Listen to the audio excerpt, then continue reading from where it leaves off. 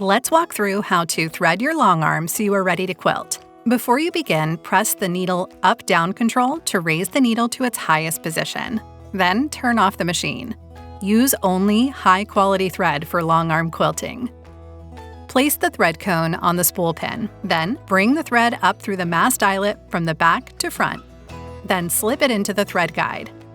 At the 3-hole guide, slip the thread through all 3 holes from back to front, wrapping the edge of the guide. This is the standard path for most threads.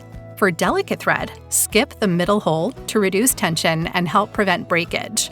Then, slip the thread into the guide above the tension assembly.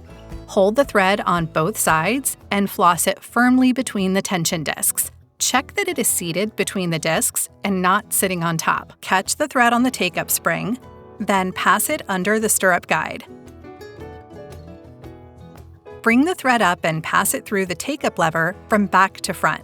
Bring the thread back down through the pigtail guide, then through the needle bar.